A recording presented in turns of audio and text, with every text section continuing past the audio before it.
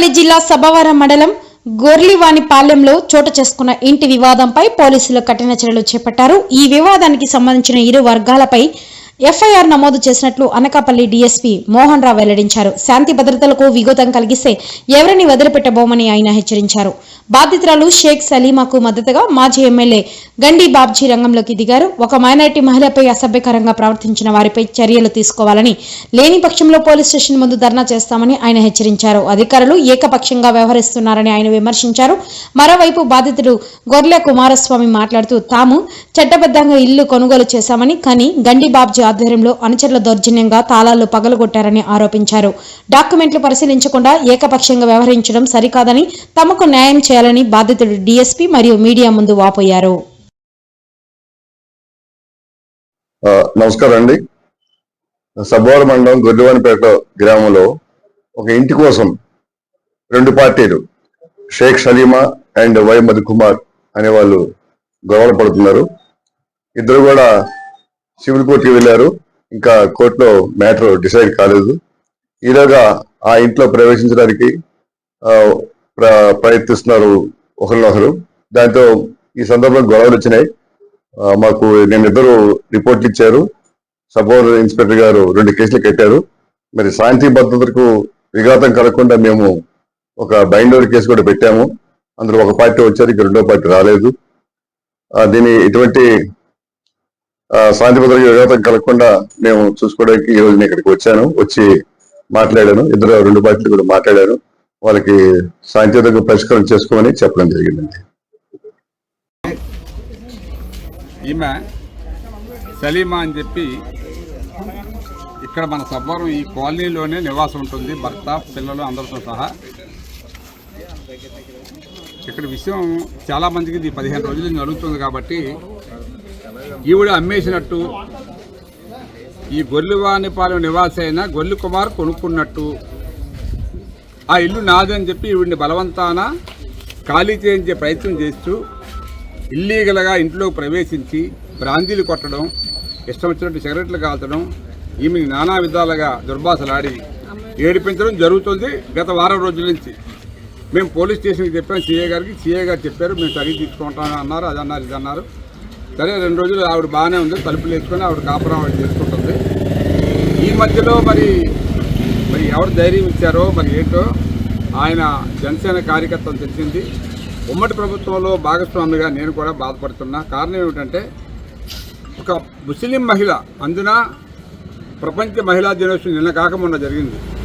మహిళలందరినీ ఉద్ధరిస్తున్నాము, మహిళలందరినీ మేము అత్యధిక స్థాయికి తీసుకెళ్తామని చెప్పిన మహానుభావులు ఈవేళ మరి ఎంతమందికి విషయం తెలుసో తెలియదో నాకు తెలియదు, కానీ ఆవిడకి అన్యాయం జరుగుతుంటే కనీసం ఒక్క గొంతు కూడా విప్పకుండా ఇక్కడ ఇంత పెద్ద సభవరంలో మరి అన్యాయం జరుగుతుంటే చూస్తూ ఉంటే నాకు బాధ కలిగింది. నాకు మాట్లాడితే ఆవిడ 10 సార్లు ఫోన్ చేస్తుంది రోజుకి. సార్ నన్ను కొట్టేశారు సార్, నన్ను లాగేశారు సార్. అమ్మా నువ్వు పోలీస్ స్టేషన్కి వెళ్ళిన పోలీస్ స్టేషన్లో ఎవరో ఖాతరు చేయాలని ఈవిడ చెప్తాను. పోలీసులకు ఫోన్ చేస్తే మీ సివిల్ కేసు అండి, మేము వెళ్ళకూడదు. సివిల్ కేసా? సివిల్ కేసు ఎప్పుడు? మీరు కోర్టులో కేసులు వేసుకున్నప్పుడు, వాళ్ళు కోర్టులో చూసుకున్నప్పుడు సివిల్గా మీరు ఇంటర్ఫీర్ అవ్వకలేదు. కానీ ఒక మహిళను కొట్టి అన్యాయంగా చీర చింపి బట్టలు చింపి లాగేసి బయటికి తోసేస్తే అది ఎంత క్రిమినల్ యాక్షన్ అంటే అది క్రైమ్. ఆ క్రైమ్ కట్టాలి కదా మీరు. నేను ఈ విషయాన్ని ఇప్పుడు ఎస్పీ గారికి రాత్రి చెప్పాను. మీరు ఇమీడియట్గా ఆవిడకి న్యాయం చేయకపోతే మేము పోలీస్ స్టేషన్ ముందు యాజిటేషన్ చేయాల్సి వస్తుంది. మాకు సిగ్గుచేటు గవర్నమెంట్లో ఉండి కూడా మీ పోరాటం చేయడానికి సిద్ధపడ్డామంటే మీరు అర్థం చేసుకోవాలని చెప్పి రాత్రి మెసేజ్ పెడితే ఇవి అన్యాయంగా నేను మధ్యాహ్నం 1 గంట ఖాళీ చేస్తే నేను విజయవాడ వెళ్ళి సాయంకాలం వచ్చాక నేను రాత్రి 10 గంటలకు వచ్చా. 10 గంటలకే ఆ రమణ ఫోన్ చేశాను. ఏమైంది కేసు అంటే, ఏమంటే ఆవిడకి ఏం న్యాయం చేయలేదు, పోలీస్ స్టేషన్లో కూర్చొని ఉందంటే నేను సీఏ గారికి ఫోన్ చేశాను. సీఏ గారి కోట చెప్పాను, సార్ పొద్దున్న మేము అందరం వస్తాం, అనవసరమైన లిటిగేషన్ పెంచకండి, మీరు ఆవిడ న్యాయం చేయండి. ఆవిడ కోర్టులో హక్కు ఉంటే తెచ్చుకోమనండి, కోర్టులో రైట్ తెచ్చుకోవాలి. ఇక్కడ ఆవిడ ఖాళీ చేయడానికి ఆవిడకి హక్కు లేదు అని చెప్పిన తర్వాత ఆయన మరి మేము ఏం చేస్తామండి సివిల్ కోర్టు. సరే అయితే మీ ఇష్టం అని చెప్పి పెట్టేశాను. ఎస్పీ గారు మెసేజ్ పెట్టిన. ఎస్పీ గారు ఇప్పుడు పొద్దున్న మాట్లాడితే డిఎస్పీని పంపిస్తామని చెప్పారు. కౌన్సిలింగ్ చేయండి. మరి నాకు ఇన్ఫర్మేషన్ అయితే ఎలా ఉంది, ఆవిడ అమ్మేసింది అంటారు. సార్ అమ్మిస్తే ఆవేళ హ్యాండ్ ఓవర్ చేసుకోరు కదా సార్ ఇల్లు. ఇప్పుడు రావడం ఇంటి కోసం ఆవిడ రైట్ చేయని కాగితాలు చూపించుకొని వాడు వచ్చి ఇంట్లో దూరిపోతా ఉంటే అన్యాయం కదా సార్. లేడీని ముందు అరెస్ట్ చేశారు, అది క్రిమినల్ యాక్షన్ తీసుకోండి ముందు, తర్వాత ఇల్లు సంగతి. సోషల్ మీడియా మిత్రులకు అందరికీ నమస్కారం.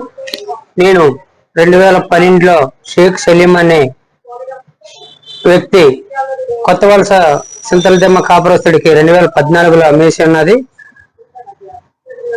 ఆయన దగ్గర 2025 డిసెంబర్ నెలలో నేను సిఏ గారి మాట విని నేను కప్పలేసేసి మా ఇంట్లో మేమందరం ఖాళీ చేసి తీసుకొచ్చి స్టేషన్ లో 20 రోజుల మధ్యనే తాళాలు ఇచ్చాము. ఈ రోజు హఠాత్తుగా గండి బాబ్జీ గారు వచ్చి వాళ్ళ టీడీపీ నాయకులందరినీ తీసుకొచ్చి మా ఇంటి మీద దౌర్జన్యంగా కప్పలు కోసేసి అక్కడ రెవెడ్యూజన్ చేసి ఇది చేశారు. కానీ బాబ్జీ గారు అంటే మాకు ఎంతో అభిమానం. ఆయనకి తెలుసు నేను గతంలో ఏ విధంగా ఉండేవాడినాను. అయినా మరి అక్కడ వాస్తవం అవాస్తవం అనేది తెలుసుకోకుండా రికార్డు పరిశీలించకుండా దౌర్జన్యంగా కప్పలు కొయ్యం తలుపు బద్దలు కొట్టి లోనికి నిలబెట్టడం అది ఎంత కరెక్ట్ అండి? ఈ విషయం పబ్లిక్ అందరికీ తెలుసు. గత 27వ తారీఖు ఫిబ్రవరి 27వ తారీఖు నుంచి ఈ విషయం జరుగుతుందని అందరికీ తెలుసు. అయినా ఆయన రాజకీయవేత్తగా ఉండి ఇలాగా ఇరు వర్గాల్లో రికార్డులు పరిశీలించకంట వన్ వేగా వెళ్ళి దౌర్జన్యంగా చేసి అది ఎంతవరకు కరెక్ట్ అండి? మరి అది బాబ్జీ గారికి చాలా మంచివారు. ఆయన పిలిస్తే నా కుమార్ ఏముంది నీ దగ్గర అది పట్టుకోరా అంటే నేను మొత్తం రికార్డు ఒకటికెళ్ళి సిపిఎంలో సార్కి మరి అలాగని చెప్పలేదు, లేదంటే సీనియర్ నాయకులతో కూడా కొబ్బరి పెట్టలేదు. నేను జనసేనలో ఉన్నానని రాజకీయం దీనిగా పులుగుతున్నారు తెప్పించి నేను రాజకీయం అంటూ జనసేనలోకి నేను చేరాను తెప్పించి కానీ రాజకీయాన్ని నాకు ఉపయోగపడవలసిన పని నాకు లేదు. నేను కష్టార్జితంగా నేను కొనుక్కొని నా ఎల్లుడి పేరుని కట్న డబ్బుల కింద ఇల్లు కొనిపెట్టాను. కానీ ఇదంతా నా పెచ్చిపాతం కాదు.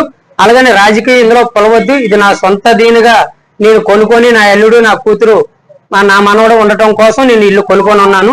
దాన్ని దౌర్జన్యంగా మీరు ఈ రోజు టీడీపీ నాయకులందరూ వెళ్ళి దాన్ని ఎరగొట్టడం అది ఎంతవరకు కరెక్ట్ అండి? అది మీరేమో ఆలోచించాలి, అవతల అధికారులు ఆలోచించాలి, పోలీసు వారు ఆలోచించాలి. ఎందుకంటే నేను ఈ అందరి మీద నేను ఇప్పుడు కేసు పెట్టడం కూడా జరిగింది. దీన్ని మరి న్యాయవాదులు ఏ విధంగా ఇది చేస్తారనేది వాళ్ళ దీనికి నేను తీసుకొస్తున్నానండి.